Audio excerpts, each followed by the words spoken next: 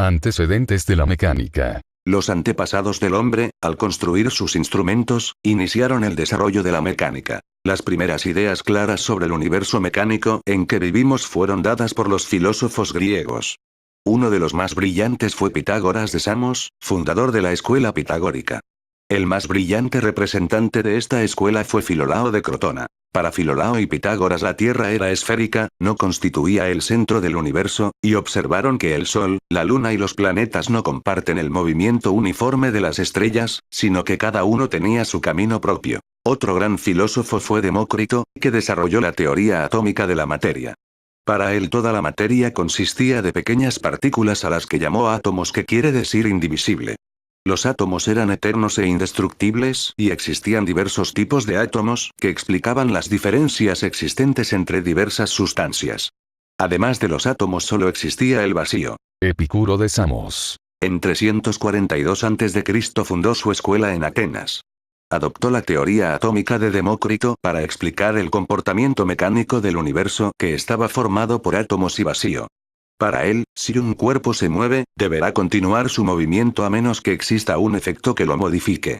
Esto es el llamado principio de Galileo, redescubierto casi 2000 años después, y una de las leyes fundamentales de la mecánica moderna. También explica que en el vacío, bajo la acción de su peso, los cuerpos pesados y los ligeros deben moverse con la misma velocidad. Dice que para producir el vacío basta separar con rapidez dos cuerpos planos que estaban bien unidos. Esto es lo que hacían los metalurgistas del hierro del Cáucaso y de China al inventar los fuelles y pistones con los que absorbían aire y después lo comprimían al presionar el fuelle. Observó que pequeños cuerpos suspendidos en el aire se desplazan con movimientos zigzagueantes y él lo explicó como producido por choques con los átomos del aire transparente que se mueven continuamente en todas direcciones. Esto se llama actualmente el movimiento browniano y fue redescubierto el siglo pasado por Brown. Desde Lucrecio hasta el Renacimiento en Italia casi no se hizo ningún descubrimiento mecánico en Europa. Lo único que destaca es el desarrollo del reloj mecánico usado en las catedrales de fines de la época medieval. Los relojes se movían por medio de un peso colgado de un cordón que se enrollaba en un cilindro, y para evitar que el peso al bajar fuera aumentando su velocidad se ideó, no se sabe por quién, un mecanismo llamado escape, que regulaba su caída. Los relojes no eran precisos y tuvieron que esperar varios siglos para que Galileo descubriera las leyes del péndulo y Huygens las aplicara para regular la marcha de los relojes mecánicos. El desarrollo de la mecánica como ciencia. Galileo Galilei, 1564-1642. Astrónomo y físico italiano, nacido en Pisa. Desde Arquímedes, el mundo no había producido un científico de su nivel. Puede decirse que la ciencia se divide en antes de Galileo y después de él. Es el primero de los científicos modernos y uno de los más grandes que ha producido la humanidad. A los 17 años de edad observó que un candelabro de la Catedral de Pisa, al ser movido por el viento, le tomaba el mismo tiempo en hacer una oscilación pequeña que una grande. Empleó como medida del tiempo el latido de su corazón. De regreso a su casa, construyó dos péndulos simples de igual longitud, esto es, formados por un hilo con una pequeña esfera de metal en un extremo. Observó que los dos péndulos, oscilando a diferentes amplitudes, empleaban el mismo tiempo en completarla. También encontró que el tiempo de oscilación de un péndulo es proporcional a la raíz cuadrada de la longitud. Así, un péndulo que sea 4 veces más largo que otro, tendrá un tiempo de oscilación doble que el de menor longitud. 10 años después de la muerte de Galileo, Huygens empleó sus resultados para construir el primer reloj de precisión controlado por un péndulo. En su libro Diálogo sobre los dos mayores sistemas del mundo, Galileo habla del sistema de Copérnico y del de Ptolomeo, quien considera la Tierra fija, y al Sol y los planetas girando en torno a ella. Galileo le da la razón a Copérnico. Galileo observó las manchas solares y que éstas se movían, por lo que dedujo que el Sol giraba alrededor de su eje en 27 días. Todo esto contradecía las ideas de Aristóteles de que la Tierra estaba fija y que todos los objetos celestes giraban alrededor de la Tierra y que además dichos objetos eran perfectos. Estas ideas eran compartidas por la Iglesia católica y la protestante, por lo que Galileo fue acusado de herejía y tuvo que declarar que la Tierra no se movía. Hay que recordar que Giordano Bruno, por propagar la idea de que la Tierra se movía, entre otros cargos, fue expulsado de Ginebra por los protestantes y quemado por los católicos en Roma en 1600. El trabajo más importante de Galileo fue el desarrollo de la mecánica como ciencia. En 1638, 4 años antes de su muerte, logró que se publicara su libro Discorsi e dimostrazioni matematiche intorno ad una nuove scienze, que se divide en 4 capítulos. Los 2 primeros se dedican al estudio de la estática y la resistencia de los materiales que se emplean en el cálculo de estructuras fijas, como los edificios, los puentes, las presas, etc., y los otros 2 del movimiento de los cuerpos y los proyectiles, o sea la cinemática. Johann Kepler, 1571-1630. Astrónomo alemán, ayudante de Tycho, quien descubrió que los planetas no describen órbitas circulares alrededor del Sol, sino elipses en las que el Sol está en uno de los focos. Esta es la llamada primera ley de Kepler. Kepler encontró que las posiciones de Marte, observadas por su maestro Tycho Brahe, coincidían con gran precisión, primera ley, con las de una órbita elíptica. La segunda ley de Kepler dice que al moverse un planeta en su órbita, la línea que va del planeta al Sol barre áreas iguales en tiempos iguales. De acuerdo con esto, cuando un planeta, o un cometa, se acerca al Sol, su velocidad aumentará de acuerdo con una ley precisa y calculable. La tercera ley dice que el cuadrado del período, tiempo, de revolución de un planeta es proporcional al cubo de su distancia al Sol. Las elipses de Kepler cambiaron las ideas griegas de las órbitas perfectas circulares que aún emplearon Copérnico y Galileo. Las 2 primeras leyes las encontró Kepler gracias a su mente privilegiada y a que contaba con las posiciones precisas de los planetas a través del tiempo, calculados por su maestro Tycho. La tercera ley estuvo al alcance de Galileo al descubrir los 4 satélites de Júpiter, encontrar sus períodos de revolución y poder observar fácilmente sus distancias relativas a Júpiter. Galileo menciona que los períodos de los planetas son notablemente mayores para los más alejados, pero no encontró la relación entre el período y el radio de la órbita. René Descartes, 1596-1650. Filósofo y matemático francés que fusionó la geometría con el álgebra al idear el sistema cartesiano de referencia, en el que la posición de un punto en el espacio queda dado por las distancias, x, y, z, del punto a 3 planos mutuamente perpendiculares. Es decir, cualquier punto dentro de un cuarto de una casa, fijo o móvil, como por ejemplo una mosca, queda dado por 3 distancias, una de ellas la distancias al suelo, altura, y por otras 2 distancias horizontales a 2 paredes perpendiculares del cuarto. Un punto en el espacio queda dado por 3 números y por 2 en un plano. Descartes encontró que a cada ecuación corresponde una curva en el papel y que a cada curva, círculo, parábola, elipse, etc., corresponde una ecuación algebraica. Estas matemáticas reciben el nombre de geometría analítica y su uso fue fundamental en el desarrollo de la mecánica por Newton. Evangelista Torricelli, 1608-1647.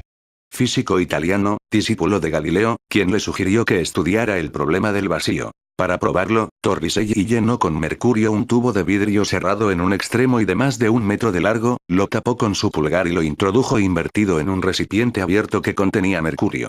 Encontró que la columna de mercurio fue de solo 76 centímetros y que en la parte superior del tubo de vidrio había vacío. Este fue el primer vacío producido por el hombre y la fecha fue 1643. El hecho de que la atmósfera del aire tenga un peso finito, obliga a que tenga dimensiones finitas, lo que quiere decir que en el espacio interplanetario e interestelar lo que más abunda es el vacío. Otto de Guericke, 1602-1686. Físico alemán.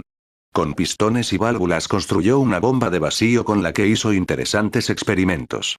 En uno de ellos construyó un cilindro con un pistón que tenía atada una cuerda de la que tiraban 50 hombres y él comenzó a hacer vacío del otro lado del cilindro, haciendo moverse al pistón, pese a la fuerza en oposición de los hombres. Guericke construyó en Magdeburgo 2 hemisferios de metal que coincidían en un anillo plano engrasado y los usó para demostrar el poder del vacío al emperador Fernando III. Cuando los hemisferios fueron unidos y se hizo vacío, la presión del aire los mantuvo unidos aunque 2 equipos de caballos tiraron de ellos tratando de separarlos. Cuando por medio de una llave se permitió entrar al aire, los hemisferios se separaron por su propio peso. Blaise Pascal, 1623-1662. Matemático y físico francés. Desarrolló junto con Fermat el cálculo de probabilidades, que es una herramienta fundamental en la investigación de la física. Dio un gran impulso a la mecánica de fluidos al indicar que la presión ejercida en un fluido contenido en un recipiente cerrado, se transmite a todo el fluido con igual intensidad y que obra normalmente, en ángulo recto, a todas las superficies que toca.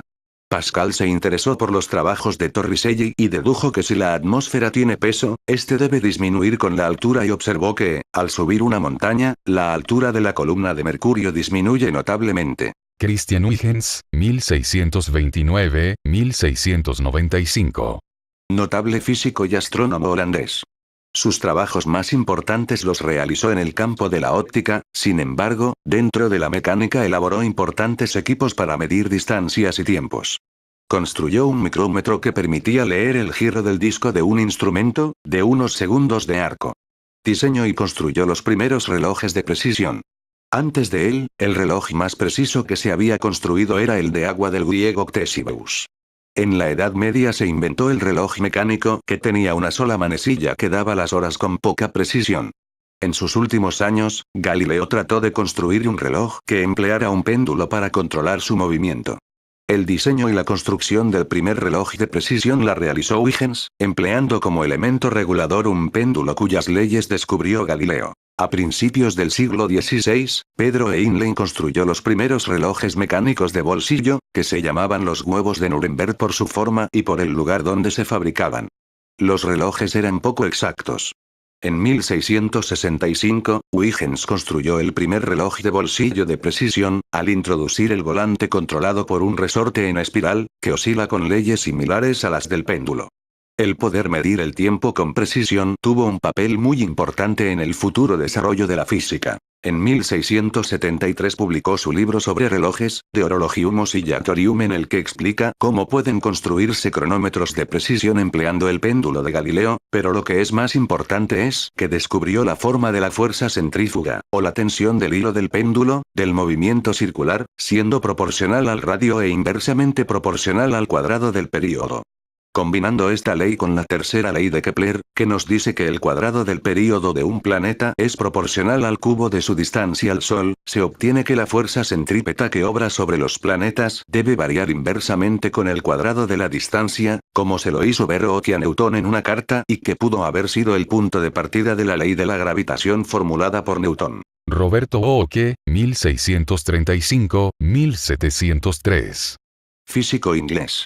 Descubrió la ley que lleva su nombre, y que se refiere a cómo se alargan los resortes o varillas bajo la acción de las fuerzas aplicadas al cuerpo. Esta ley es la base de la teoría de la elasticidad, fundamental en la ingeniería moderna. Isaac Newton, 1642-1727. Notable físico y matemático inglés. Uno de los más grandes científicos que ha producido la humanidad. Newton nació en el año en que murió Galileo. Realizó notables descubrimientos en óptica, concibió la ley de la gravitación universal. Se cuenta que, al ver caer una manzana, pensó que la ley que rige ese fenómeno debía ser la misma ley que mantiene a la Luna girando alrededor de la Tierra y a los planetas alrededor del Sol. Newton había encontrado que la fuerza de gravedad disminuía, inversamente proporcional, con el cuadrado de la distancia al centro de la Tierra. Leyes del movimiento. Primera ley. Todo cuerpo en estado de reposo o de movimiento rectilíneo uniforme continuará en ese estado, a menos que sea obligado a cambiar de estado por fuerzas que actúen sobre él. Segunda ley.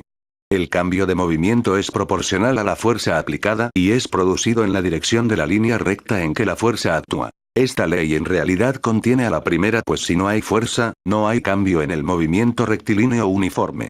Al estudiar Galileo el movimiento de los cuerpos en diferentes planos inclinados, lo que hacía era cambiar el tamaño de la componente del peso que producía el cambio de movimiento, aceleración, y encontró que la aceleración producida era proporcional a la fuerza aplicada. Tercera ley. A toda acción siempre se opone una reacción igual, o las acciones mutuas entre dos cuerpos son siempre iguales y dirigidas a la parte contraria. Con estas leyes demostró que las leyes de Kepler pasan a ser teoremas de su mecánica.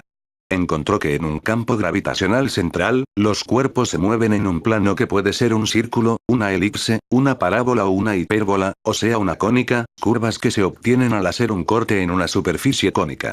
En la tercera ley se basa el movimiento de los cohetes chinos y también el movimiento de los grandes cohetes modernos que se han enviado a estudiar la Tierra, la Luna y los planetas.